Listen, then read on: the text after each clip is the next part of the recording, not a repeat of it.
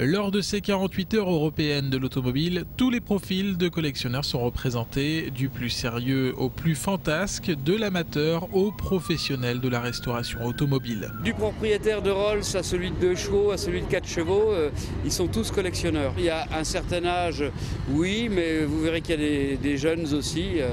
Il y a un petit peu tous les âges et avec des niveaux différents, oui c'est vrai. Mais avec un point commun, c'est la passion. Chacun est venu présenter ici son petit bijou, ce n'est pas un concours d'élégance, plus une rencontre de passionnés, l'occasion de montrer son travail, l'occasion aussi de prendre du plaisir sur la route. C'est un véhicule qu'on achète généralement dans un état un peu qui frise le lamentable et le but c'est quand même de la restaurer et puis de la remettre en valeur. C'est ce genre de petite fierté. Le plaisir de traverser la France par les petites routes et c'est un vrai bonheur. On n'est plus habitué à être dans la campagne comme ça.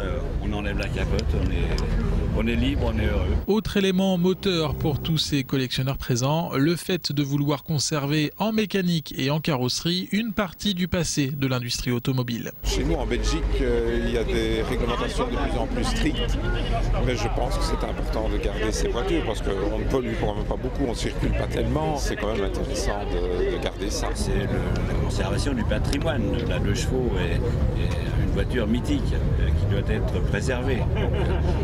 Je vais la garder dans le meilleur état le plus longtemps possible. La passion peut coûter cher. Richard a acheté sa voiture 10 000 €. Il a englouti la même somme pour la restauration, mais l'argent ne fait pas tout. Ces voitures d'exception nécessitent aussi surtout beaucoup de temps. À partir du moment où on cherche un véhicule rare, donc c'est déjà quand même quelque chose d'assez cher. Et après, c'est quelques années de bonheur pour arriver à un bon résultat. Effectivement, au départ, peut-être l'achat d'un véhicule, et après la restauration, c'est en fonction de vos besoins, mais c'est une question de temps essentiellement. Si vous avez un modèle qui demande beaucoup de restauration, là vous aurez beaucoup de frais.